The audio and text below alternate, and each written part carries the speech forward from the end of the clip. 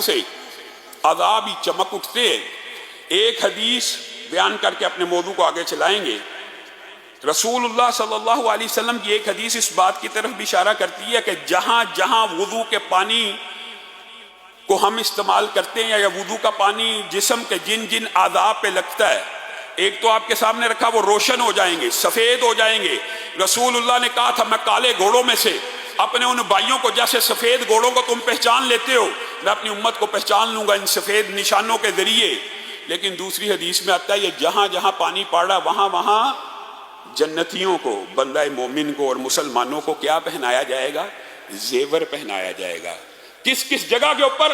یہ جو پانی آج جہاں پہ لگ رہا ہے، تمہارے گناہ تو جڑ رہے ہیں، لیکن ان کا ایک فائدہ یہ ہے کہ آج جو مسلمان مردوں کے اوپر زیورات حرام ہیں، کل قیامت کے دن جن جن اعضاء پہ یہ پانی لگ رہا ہے وہاں وہاں تک مسلمان مردوں کو زیور پہنا دیا جائیں گے، اور ان زیوروں کا اور ان کی آرائش و زیبائش کا یہ ایک مستقل الگ باب ہے۔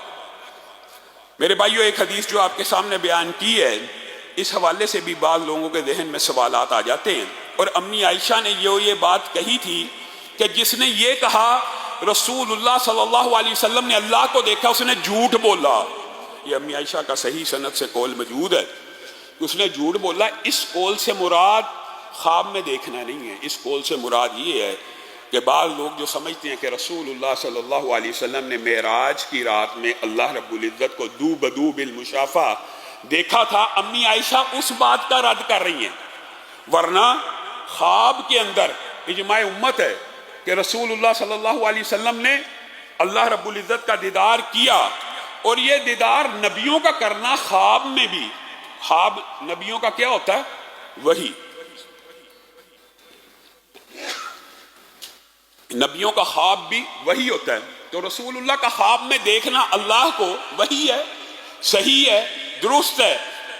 بعض لوگوں نے کہا کہ امی عائشہ نے قسم کھائی، حالانکہ رسول اللہ نے دیکھا تھا، تو وہ اس دیکھنے کی نفی کی تھی جو معراج کے حوالے سے بعض لوگوں کے ذہن میں آتا ہے۔ میرے بھائیو، آج جو عمل آپ کے سامنے رکھنا ہے، جس عمل کا یہ دباچہ وضو ہے، مقدمہ تمہید وضو تھی، وہ عمل انتہائی اہمیت کا حامل ہے، اور اس عمل کے بغیر کسی انسان کا ایمان کامل مکمل نہیں ہے۔ بلکہ اگر یوں کہہ دیا جائے، اور امام غزالی نے بھی کہا ہے، اور حقیقت بھی یہی بات ہے، ایمان کس چیز کا نام ہے؟ اقرار باللسان کیا کہ اللہ ایک ہے، رسول اللہ آخری رسول ہے، اس کی تصدیق قلب نے کی، دل نے اس کو سچا جانا، سچا مانا، اللہ پہ ایمان لے کے آیا، رسول اللہ کو نبی مانا۔ کیا ایمان صرف اقرار باللسان اور تصدیق بالقلب کا نام ہے؟ یہ بہت بڑا مغالطہ ہے، یہ بہت بڑا فتنہ ہے، یہ بہت بڑا اشکال ہے کہ بندہ زبان سے کلمہ پڑھ کے مسلمان ہو گیا، ایمان کو قبول کر لیا، اب جو چاہے کرتا رہے، جو مرضی کرتا رہے، اس کے ایمان کو، اس کے اسلام کو کوئی فرق نہیں پڑے گا۔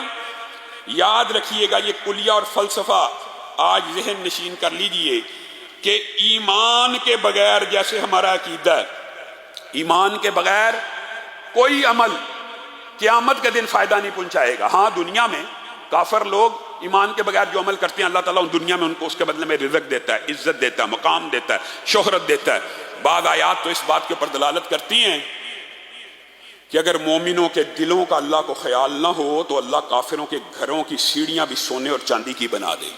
یہ دنیا کے اندر ان کو ان کے اعمال کا بدلہ دیا جاتا ہے، لیکن ایمان کے بغیر عمل اللہ کے ہاں قیامت کے دن قابل قبول نہیں ہے۔ ہمارا یہ عقیدہ ہے کہ ان الدین عند اللہ الاسلام، اللہ کے ہاں دین صرف اسلام ہے، اس کے علاوہ اب جو بھی ہے اس کا حبام منصورہ ہو جانے ہیں سارے کے سارے اعمال قیامت کے دن۔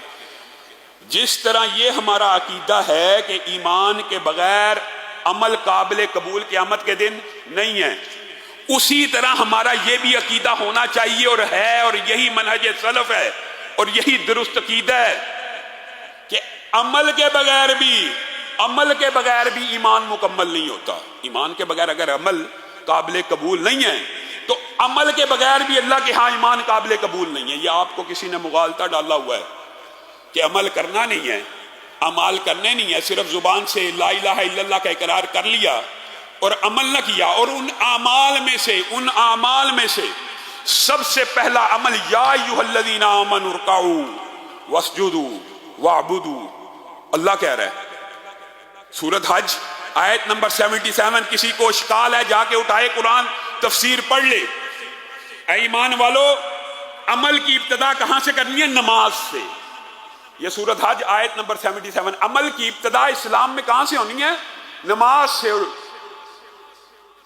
پہلے رکوع کا ذکر، پھر سجدے کا، پھر عبادت کا، یعنی عبادت ہے ہی نماز اللہ کے ہاں، ابتدا ہی یہاں سے ہوتی ہے۔ وَافْعَلُوا الْخَيْرَ، اس کے بعد کوئی نیکی کا عمل کرنا چاہتا کر لے۔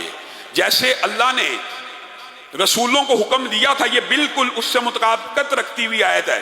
یا ایھا الرسل کلوا من الطیبات واعملوا صالحا، پہلے حلال کھاؤ پھر نیک عمل کرو۔ اسی طرح ایمان والوں کو مخاطب ہو کے اللہ نے کہا پہلے نماز پڑھو پھر نیک عمل کرو۔ اگر انسان یہ سمجھتا ہے کہ میں نیک عمل کرتا چلا جا رہا ہوں، نماز میں نے پڑھی نہیں، میرا عمل قابل قبول ہے، وہ جاہل ہے۔ اس کو اسلام کے بارے میں کسی نے مغالطہ ڈال دیا، وسوسہ ڈال دیا۔ میرے بھائیو، یہ باب سخت ہے، اور آپ لوگ علماء سے اور مولویوں سے یہ شکوہ کرتے ہیں، یہ جی اسلام سے متنفر کرتے ہیں۔ اللہ کی قسم آپ کو اسلام کی دعوت دیتے ہیں، کیونکہ صحابہ کا اس بات کے اوپر اجماع تھا، جو بندہ نماز نہیں پڑھتا وہ اسلام سے خارج ہے۔ کتنی سخت بات ہے سخت، لیکن یہ سخت بات اس لیے کہ آپ پڑھیں، اس لیے نہیں ہے جی اسلام بڑا سخت ہے، اس لیے نہیں بتایا جاتا کہ اسلام بڑا سخت ہے اب پڑھنی ہی نہیں ہے جی، نماز پڑھے بغیر جی بندہ مسلمان نہیں ہوتا تو میں نے پڑھنی ہی نہیں۔ یہ عجیب رزلٹ لوگ نکالتے ہیں۔ اگر نماز کے بغیر اسلام نہیں ہے تو بھائی نماز پڑھو، اس لیے بتایا جا رہا ہے کہ نماز پڑھو۔ بین العبد والکفر ترک الصلاۃ، رسول اللہ صلی اللہ علیہ وسلم کا فرمان ہے، صحابہ کے فتوے کی بات تو بات کی ہے کہ بندے اور کفر کے درمیان فرق کرنے والی چیز یا ایک انسان کو کافر بنانے والی چیز ترک الصلاۃ ہے، نماز کو ترک کر دینا۔ بین العبد والشرک، شرک اور بندے کے مابین جو چیز انسان کو مشرک بنا دیتی ہے وہ کیا ہے؟ نماز ہے۔ وَأَقِيمُوا الصَّلَاةَ وَلَا تَكُونُوا مِنَ الْمُشْرِكِينَ، اللہ کہہ رہا ہے، اللہ کی بھی نہیں ماننی۔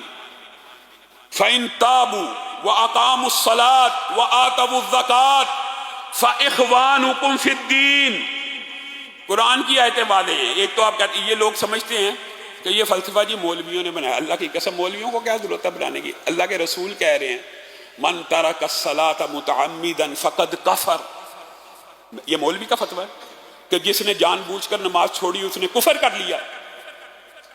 یہ مولوی کہہ رہا ہے، اللہ کہہ رہا ہے فَإِن تَابُوا وَأَقَامُوا الصَّلَاةَ وَآتَوُا الزَّكَاةَ فَإِخْوَانُكُمْ فِي الدِّينِ، اللہ کہہ رہا ہے کہ اگر وہ توبہ کر لیں، اور توبہ کی شرط کیا رکھی ہے؟ نمازوں کو قائم کر لیں۔ اگر وہ توبہ کریں، اسلام کو قبول کریں، اور اسلام کی قبولیت کا کیا معیار اللہ نے طے کیا ہے؟ اگر وہ نمازوں کو قائم کریں اور زکوٰۃ کو ادا کرنا شروع کر دے تو تمہارے دینی بھائی ہیں۔ اور دوسری آیت میں کیا کہا؟ فَخَلُّوا سَبِيلَهُمْ فَإِن تَابُوا وَأَقَامُوا الصَّلَاةَ وَآتَوُا الزَّكَاةَ، اگر وہ نمازوں کو قائم کر دیں اور زکوٰۃ دینا شروع کر دیں، فَخَلُّوا سَبِيلَهُمْ، ان کا راستہ چھوڑ دو، پھر وہ تمہارے مسلمان بھائی ہیں۔ من ترک الصلاۃ متعمدا فقد کفر، ایک روایت میں تو ہے نا اس نے کفر کیا، اور ایک روایت میں فقد کفر جہارا، اس نے اعلانیہ کفر کر دیا، اس نے اپنے آپ کو علی اعلان بتلا دیا میں ملت اسلامیہ سے باہر ہوں۔ جس نے نماز کو ترک کیا اس نے اعلان کر دیا کہ میں ملت اسلامیہ کا حصہ نہیں ہوں، میں مسلمان نہیں ہوں۔